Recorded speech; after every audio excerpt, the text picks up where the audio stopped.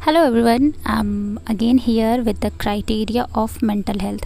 अभी हम ये सारी चीज़ें किसके बारे में पढ़ रहे हैं? मेंटल हेल्थ के बारे में ही पढ़ रहे हैं। अभी हमने मेंटल डिसऑर्डर्स स्टार्ट नहीं किए हैं।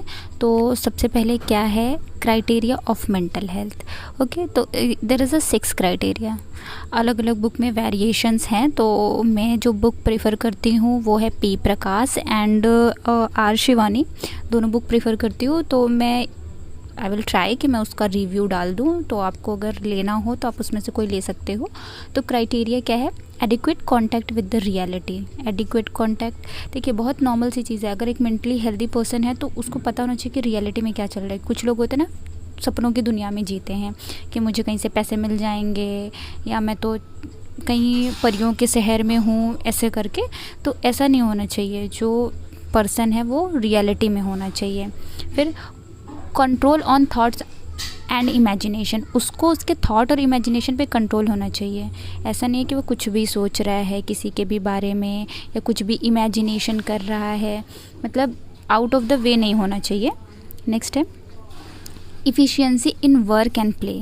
जो वर्क है और प्ले है उसमें इफ़िशियंसी होनी। प्ले बच्चों के लिए दिया हुआ है बट बड़ों के लिए भी कंसीडर कर सकते हैं। और वर्क इफ़िशिएंट मतलब उसको प्रोडक्टिव होना चाहिए, ज़्यादा से ज़्यादा काम करना चाहिए, अपने काम में अपने एफ़र्ट्स डालने चाहिए। ऐसा नहीं है कि वो सब कुछ छोड़ छाड़ के बैठा है, कोई प्रॉब्लम है लाइफ में बस उसी के बारे में सोच रहा है, अरे अब क्या ये कैसे होगा वो कैसे होगा। नहीं, जो मेंटली हेल्दी पर्सन होता है वो उस प्रॉब्लम को सॉल्व करता है।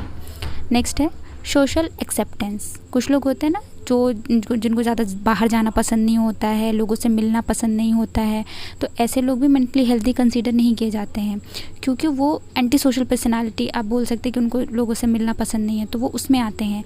तो इसलिए जो सोशल एक्सेप्टेंस है उसको लोगों के साथ मिलना चाहिए, लोगों के साथ उसका प्रॉपर IPR इंटरपर्सनल रिलेशनशिप होना चाहिए। वो नहीं तो कॉमन कम्युनिकेशन तो उसका होना ही चाहिए। ऐसा नहीं होना चाहिए कि वो अगर कहीं शादी में जा रहा है तो उसको कुछ एंजाइटी और पैनिक अटैक्स आ रहे हैं।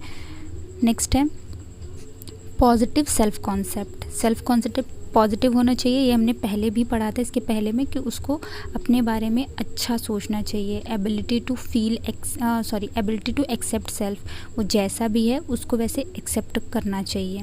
नेक्स्ट है a healthy emotional life.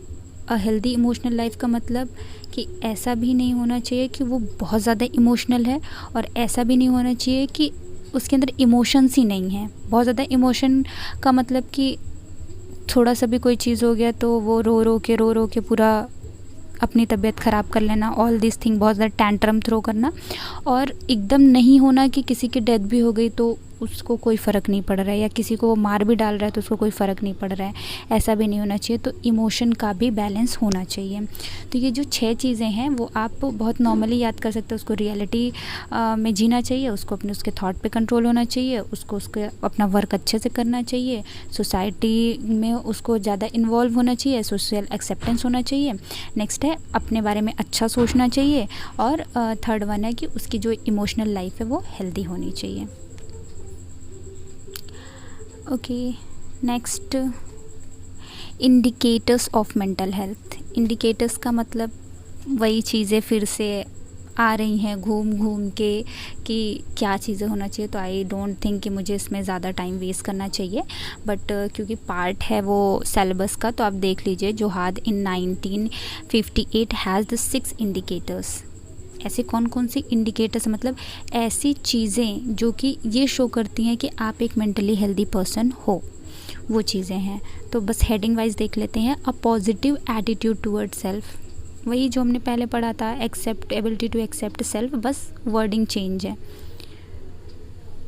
Now next growth development and the ability for self actualization. उसका ग्रोथ डेवलपमेंट अच्छे से होना चाहिए, सेल्फ एक्चुअलाइजेशन की एबिलिटी होनी चाहिए उसके अंदर। Next integration. इंटीग्रेशन का क्या मतलब है? इंटीग्रेशन का मतलब है अडॉप्टिव रिस्पॉन्स। जैसे कोई प्रॉब्लम हुई तो वो ऐसा नहीं है शॉक में चला गया, डिप्रेशन में चला गया, उसको उस चीज़ को अडॉप्ट करके उसके हिसाब से रिएक्ट करके और उस चीज़ों को बैलेंस करना आना चाहिए। ठीक है। इंटीग्रेशन, जैसे अगर कोई लव्ड वन की डेथ हो गई तो ऐसा नहीं है कि वो एकदम से बस उसी जोन में चला गया, डिप्रेशन में चला गया। ज़्यादातर ऐसा ही होता है कि लोग डिप्रेशन में चले जाते हैं। तो वहाँ पे क्या होना चाहिए कि उसको बैलेंस करना आना चाहिए कि हाँ ये नॉर्मल फिनोमेना है, जो आया है उसको जाना है, इस सारी चीज़ों को एक एक्सेप्ट करते हुए मूव ऑन करना चाहिए। बट ऐसा भी नहीं है कि वो एकदम इमीडिएट ही एकदम लेस वो इमोशन शो करे। उसका भी एक प्रोसेस होता है कि हाँ 1 महीने 2 महीने में लोग नॉर्मल फिर उस चीज़ को एक्सेप्ट कर लेते हैं।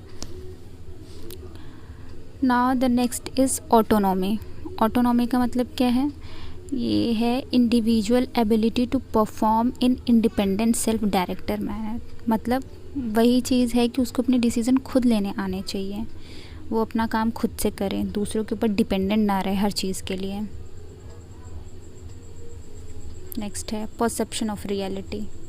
ये भी हमने पढ़ा था क्राइटेरिया में कि उसको रियलिटी से एडिक्वेट कॉन्टैक्ट होना चाहिए। बस इसमें 2 चीज़ें एक्स्ट्रा थी अगर आप देखो तो, वो एक ऑटोनॉमी है और एक इंटीग्रेशन है। Okay that's all. Thank you. I will continue in another video.